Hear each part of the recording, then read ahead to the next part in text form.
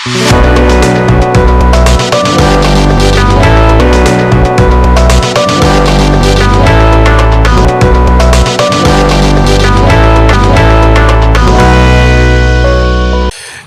दोस्तों, फिर लेके आया हूं बहुत महत्वपूर्ण वीडियो।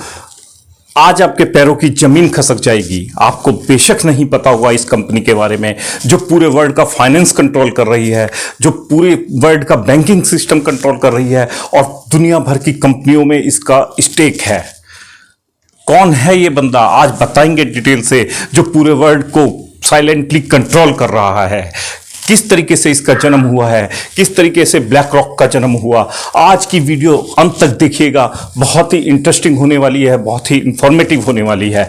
कौन है ये बंदा जो दुनिया के लगभग 90% मीडिया हाउस पर अपना वर्चस्व रखता है, उनके डिसीजन को इंपैक्ट करता है, उनके डिसीजन को चेंज कर सकता है। 9.6 ट्रिलियन की इसकी कंपनी है ब्लैक रॉक की। अगर वर्थ जानेंगे 9.6 ट्रिलियन होता कितना है ये, यूएस की इकोनॉमी का लगभग 50% होता है और हमारे देश की इकोनॉमी का लगभग 3 गुना से भी ज्यादा होता है। अकेला एक बंदा कैसे इतनी बड़ी कंपनी खड़ी कर सकता है। 21 ट्रिलियन से ज्यादा के एसेट मैनेजमेंट ये कंपनी करती है और खुद की वर्थ अगर इस बंदे की देखी जाए जिसका नाम है लैरी फिंक,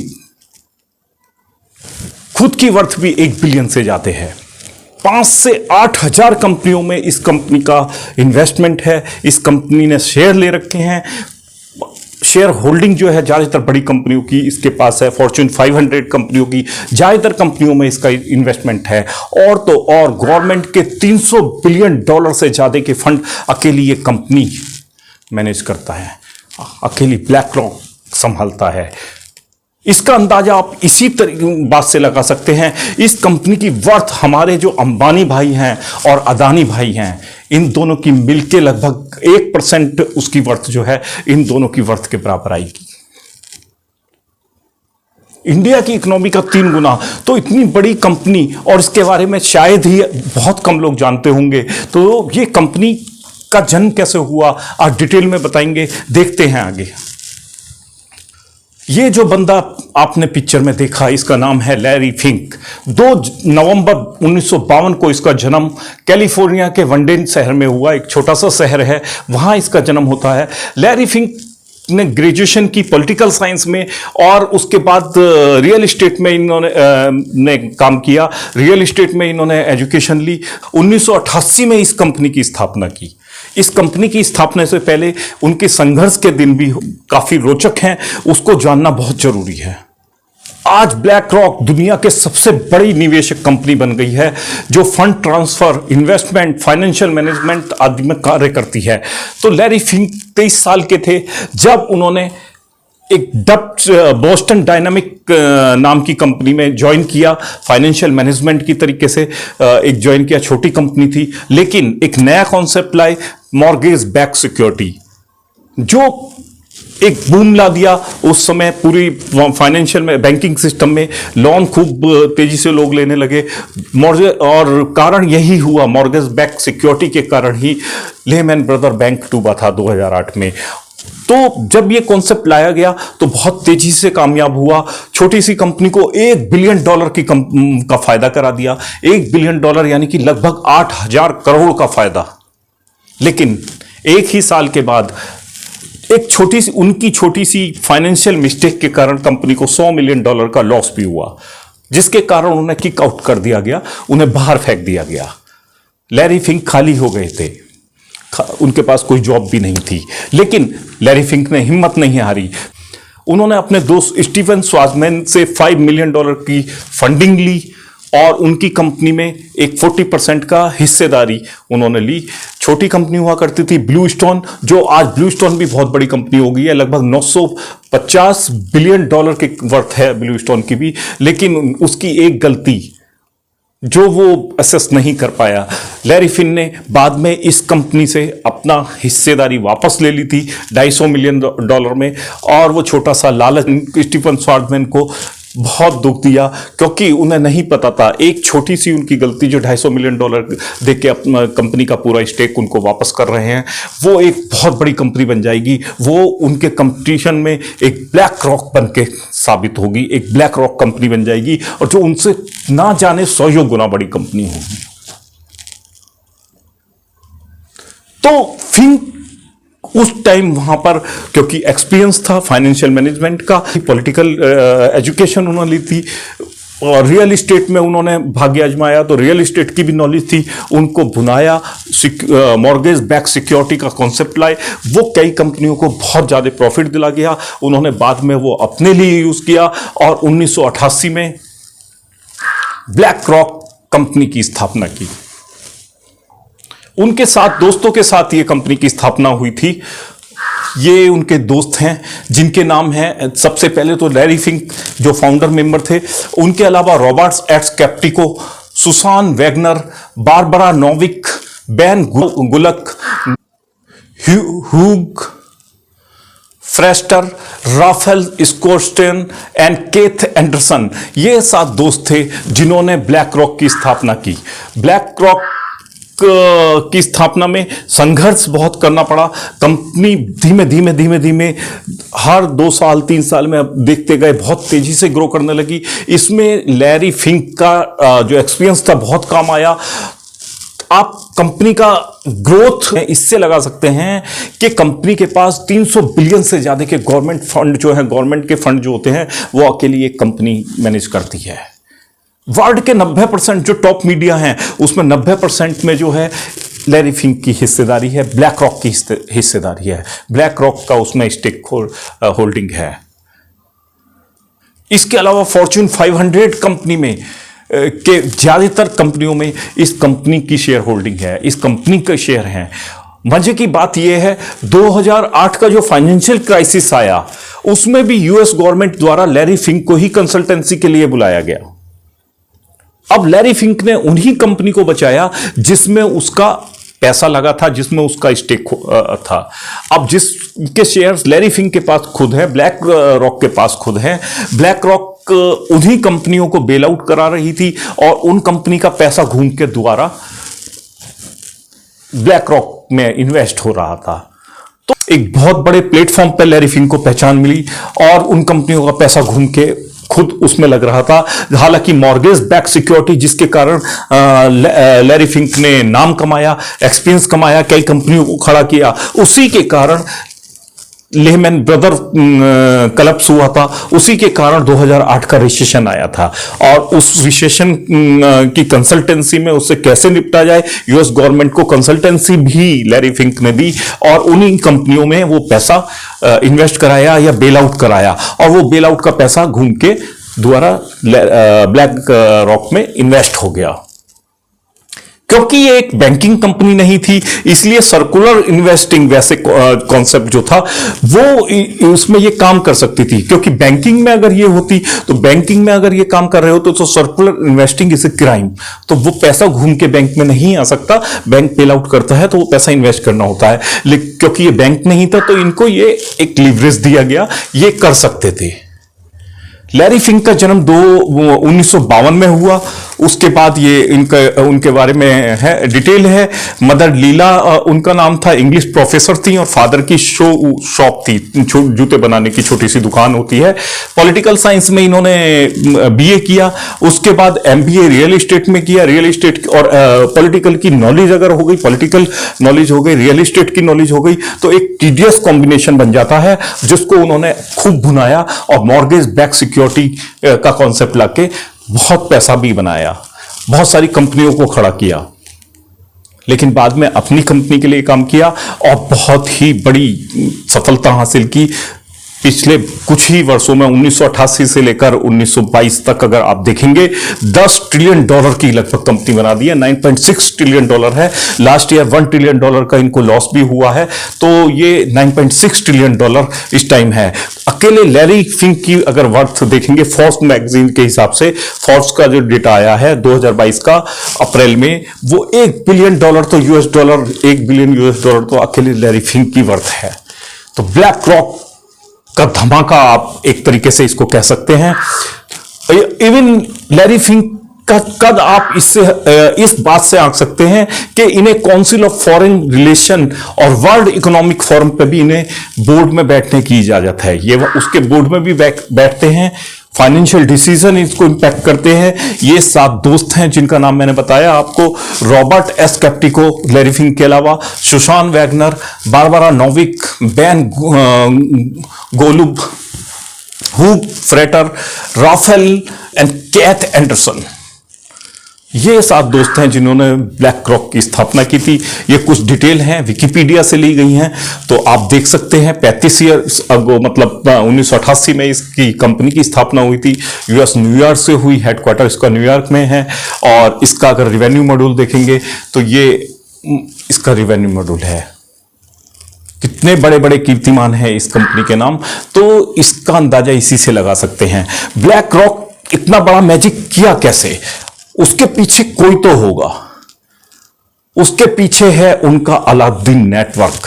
उनका जो नेटवर्क सुपर कंप्यूटर का 5000 कंप्यूटर का जो सुपर कंप्यूटर है, उनका जो नेटवर्क है, उसका जो एल्गोरिथम है, उसकी जो कार्य करने की क्षमता है, उसी की वजह से आज ब्लैक रॉक दुनिया पे छा रहा है, दुनिया की कंपनियों को कंट्रोल कर रहा है।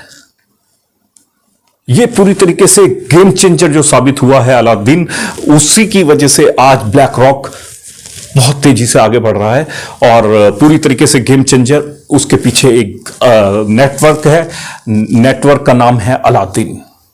2000 से ज्यादा पैरामीटर पर कैलकुलेशन करता है, एल्गोरिथम बनाता है, जो छोटे छोटे फैक्टर्स जो है, जो फाइनेंस को, इन्वेस्टमेंट को इंपैक्ट कर सकते हैं, चाहे वो बाढ़ हो, पानी ज्यादा बरसा हो, युद्ध हो गया हो, या फाइनेंशियल क्राइसिस कोई आ गया हो, उसको कैलकुलेशन एल्गोरिथम तैयार करके 2000 से ज्यादा पैरामीटर पर कैलकुलेशन तैयार करता है, अपना फाइनेंशियल डिसीजन देता है। 5000 सुपर कंप्यूटर से मिलकर बनाया गया है ये नेटवर्क, और बहुत ही मजबूत नेटवर्क है।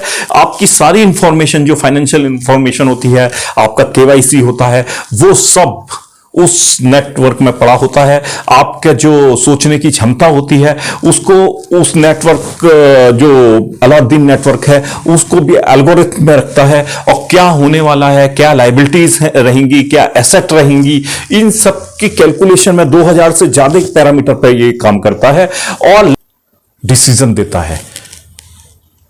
2.5 लाख से ज्यादा ट्रेड डिसीजन एक दिन में देता है ये कंप्यूटर। सुपर कंप्यूटर का एक जो नेटवर्क कितना बड़ा बनाया है, उसने ही पूरी तरीके से इसका गेम चेंज करके रख दिया है। अलाउद्दीन पूरी तरीके से मदद कर रहा है, जिससे कि नए नए कीर्तिमान स्थापित हो रहे हैं।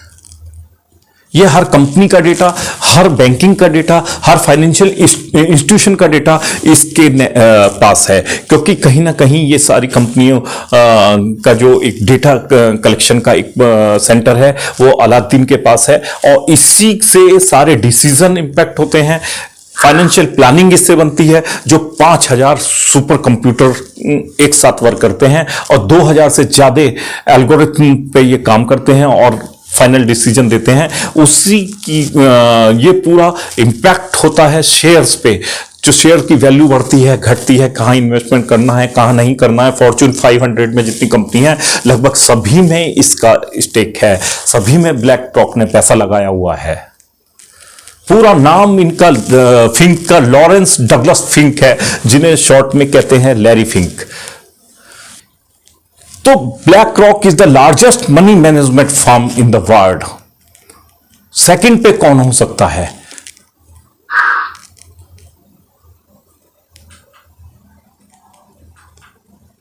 ये हैं Larry Fink, chairman and CEO black rock, जो छुप के काम करते हैं, दुनिया के सामने नहीं आते हैं, जबकि 90% वर्ल्ड मीडिया में इनका सिक्का चलता है, इनका कंट्रोल है। फिंक का जन्म लैरी फिंक के अलावा एक और कौन है वो खिलाड़ी जो इसमें अपना मतलब स्थान इनके कंपटीशन में है? वैनगार्ड सेकंड पे है, और वर्ल्ड लार्जेस्ट एसेट मैनेजमेंट जो फर्म है, इनका ये ग्राफ देखिए, 9.6 ट्रिलियन डॉलर अकेले ब्लैक रॉक इन्वेस्ट करती है। संभालती है, वर्थ इतनी है। वैनगार्ड की $8.1 ट्रिलियन की वर्थ है। ब्लैक रॉक $21 ट्रिलियन का एसेट मैनेजमेंट करती है और वैनगार्ड भी बड़ा नाम है। वैनगार्ड के बाद ये सारी कंपनियां हैं, यूबीएस भी है, फिडेलिटी फंड भी है, ये मॉर्गन स्टैनले हैं, ये छोटे छोटे फर्म बहुत सारे हैं। तो सब टॉप पे इस टाइम ब्लैक रॉक है जो पूरे वर्ल्ड को कंट्रोल कर रही है। आप लगा सकते हैं कि इन बड़ी कंपनियों में इसका स्टेक है। एप्पल में 6.1%, माइक्रोसॉफ्ट में 5.3% स्टेक ब्लैक रॉक का है, अमेजन में 2.8%, गूगल में 4.4%, फेसबुक में 4.1% और जॉनसन एंड जॉनसन में 5.3%, जेपी मॉर्गन में 6%, पीएनजी में 2.9%, नेस्ले में 2.6%, ना जाने लाखों हजारों कंपनी में और भी हजारों कंपनी में ये इसका स्टेक होल्डिंग है। किसी में नुकसान होता है तो किसी में फायदा होता है, लेकिन अल्टीमेटली फायदे में ही ये कंपनी रहती है, क्योंकि एक साथ सब में नुकसान नहीं हो सकता, क्योंकि हर फील्ड में ये इन्वेस्ट करती है। आप देखेंगे तो टॉप 5 जो स्टॉक कंपनियां हैं उनमें 12.14% स्टेक होल्डिंग तो अकेले ब्लैक रॉक की है। एप्पल में आप देखिए, माइक्रोसॉफ्ट, एप्पल, अमेजन और यूनिलीवर, गूगल, इसमें 12.14% है। गूगल में लगभग $35 बिलियन का है, गूगल अल्फाबेट में $31 बिलियन का इन्वेस्टमेंट है, टेस्ला में $15 बिलियन का है, माइक्रोसॉफ्ट में $2.3 बिलियन का है, प्रॉक्टर एंड गैम्बल में 1.9 बिलियन का है और इस तरीके से बहुत सारी कंपनियों में, लगभग 8,000 कंपनियों में इसका इन्वेस्टमेंट है और ये कंपनी लगातार अपने को ग्रो करती चली जा रही है। जो इसका प्रॉफिट मार्जिन आ रहा है वो आगे इन्वेस्ट करती है। तो अगर देखा जाए तो पेप्सिको सबसे बड़ी टैक्स पेयर कंपनी अगर पेप्सिको कहलाती है, इसमें इसका इन्वेस्टमेंट है। पेप्सिको को ये सारे ब्रांड हैं, मिरिंडा हो गया, टॉपिकाना हो गया, लेज हो गया, क्रैक्स हो गया, ये बच्चे सब जानते हैं, रफल्स हो गए, 7 अप हो गया, ये सब पेप्सिको का है। पेप्सिको के अंडर में आता है, इंडियन नेस्ले पेप्सिको के अंडर में आता है, इसमें सब में इसका स्टेक है। गूगल में अगर बात करेंगे गूगल में कितना है तो वैनगार्ड का सबसे ज्यादा है। वैनगार्ड भी बड़ी कंपनी है, 7% इसमें शेयर होल्डिंग है और ब्लैक रॉक जो है उसकी 6.2% है। तीसरे पे हैं जो गूगल के मालिक हैं लैरी पेज, उनका 6.1% शेयर है गूगल में। को फाउंडर सर्च बेरिन का 5.7% है। तो ये गूगल को पूरी तरीके से आउन करती है। ब्लैक रॉक, टेस्ला में अगर देखा जाए तो टेस्ला में 5.62% का शेयर इसका है। तो बड़ी बड़ी कंपनियों में जो ऑनर हैं उनसे ज्यादा का जो स्टैक है वो तो अकेले ब्लैक रॉक के पास है। तो अगर बात करें सऊदी अरामको की तो इसमें भी $15.5 बिलियन का इसमें इन्वेस्टमेंट कर रखा है। एप्पल की बात करें तो वैनगार्ड का मैंने बताया आपको 7.6% है और ब्लैक रॉक का 4.25% इसमें शेयर है। और इंडियन कंपनी की अगर मैं बात करूं तो इंडियन कंपनी भी पीछे नहीं है, इसमें भी ब्लैक रॉक ने बहुत मोटा इन्वेस्टमेंट कर रखा है, बहुत बड़ा इन्वेस्टमेंट कर रखा है। हमारी कंपनी भी, इंडियन कंपनी भी अछूती नहीं है, यहां भी ब्लैक रॉक का बहुत मोटा इन्वेस्टमेंट है। HDFC $6.9 billion, Infosys $2.7 billion, ICICI bank $1.7 billion, Kotak Mahindra $1.1 billion, TCS $931 million, HDFC housing $671 million और ना जाने कितनी कंपनियां हैं। और ये कंपनी गवर्नमेंट कंपनीज हैं और बेल में 6.55% हिस्सेदारी है, ग्रैंडुलस में 6.39% है, गुजरात गैस लिमिटेड में 2.14% है, IGL में 2.08% है और इस तरीके से ना जाने नेस्ले इंडिया में 3.4% है। अगर कंपनी का मैं फॉर्च्यून 500 कंपनी की बात करूं, 7,000 कंपनी अगर मेरे आती हैं, इनका मार्केट कैप की बात करूं तो लगभग $87 ट्रिलियन होता है। $87 ट्रिलियन जो कंपनियां हैं, 7,324 कंपनियों का जो अगर मार्केट कैप की बात करूं तो $87 ट्रिलियन होता है। $21 ट्रिलियन तो अकेला ये कंपनी संभालती है। $10 ट्रिलियन लगभग इसके पास शेयर होल्डिंग है, बड़ी बड़ी कंपनियों की शेयर होल्डिंग है। अगर देखेंगे ये सब बड़ी कंपनियां हैं। इसमें अगर आप देखते हैं एप्पल है, माइक्रोसॉफ्ट है, सऊदी आरामको है, अल्फाबेट है, अमेजन है, जॉनसन एंड जॉनसन है, बर्कशायर हैथवे है, टेस्ला है, और भी न जाने कितनी 7,000 कंपनियां हैं। सब में अगर सबका मार्केट कैप जोड़ेंगे तो 87 ट्रिलियन डॉलर आता है। अकेले इस कंपनी का इतना है। तो दोस्तों, अगर दूसरे पहलू से इसको सोचा जाए तो क्या यह सही है, क्या यह दुनिया के लिए सही है कि एक ही आदमी के पास इतनी पावर है कि वो जब चाहे दुनिया के डिसीजन इंपैक्ट कर सकता है, उन्हें चेंज करा सकता है, या बड़ी बड़ी देशों की गवर्नमेंट जो है उनके डिसीजन को एक आदमी इन्फ्लुएंस कर सकता है, और वो आदमी है लैरी फिंक। और लैरी फिंक आज जिस तेजी से बढ़ रहे हैं, वो दिन दूर नहीं है कि दुनिया की ज्यादातर इकोनॉमी पर उनका कब्जा होगा, और उनके डिसीजन जो हैं देश के डिसीजन को इंपैक्ट करने लगेंगे। देश की पॉलिसी जो है वो लैरी फिंक के लिए काम करने लगेंगी, उनके लिए बनने लगेंगी। तो एक ही बंदे के पास इतनी पावर होनी चाहिए या नहीं होनी चाहिए, ये आपका विवेक है। जरूर कमेंट कीजिएगा। इस पे अगली वीडियो भी मैं बनाऊंगा। वैनगार्ड पे अगली वीडियो बन सकती है, क्योंकि वैनगार्ड भी बहुत तेजी से आगे बढ़ रहे हैं। तो दोस्तों, आपने देखा कि किस तरीके से एक ही आदमी पूरी तेजी से बढ़ता चला जा रहा है, और अपने एक्सपीरियंस को, अपने नॉलेज को काम में लाके वो बहुत तेजी से आगे बढ़ रहा है, और दुनिया के लिए नया कॉन्सेप्ट मॉर्गेज बैक सिक्योरिटी लाया, और उसके बाद सक्सेस हुआ। एक बार रिसेशन भी आया, और अब वही उसी के बल पे, अपनी नॉलेज और एक्सपीरियंस के बल पे, वो दुनिया के ज्यादातर फाइनेंशियल इंस्टीट्यूशन, दुनिया की बड़ी कंपनी, सब में उसकी स्टेक होल्डिंग है, सबके डिसीजन वो इम्पैक्ट करता है। तो क्या ये समझदारी का फैसला है? क्या ये दुनिया के लिए हितकर होगा? ये जरूर कमेंट कीजिएगा। तो दोस्तों, आज के लिए इतना ही। देखते रहिए मेरा चैनल, और वीडियो अगर पसंद आई तो लाइक और शेयर कीजिए, और बराबर में रेड बटन है उसे सब्सक्राइब करना मत भूलिए, उसे दबाना मत भूलिए, क्योंकि इसी तरीके की महत्वपूर्ण जानकारी मैं आपके पास समय समय पर लाता रहता हूं। और कोई आपका क्वेश्चन हो तो जरूर कीजिएगा, मैं उसका जरूर जवाब दूंगा। जय हिंद, थैंक यू।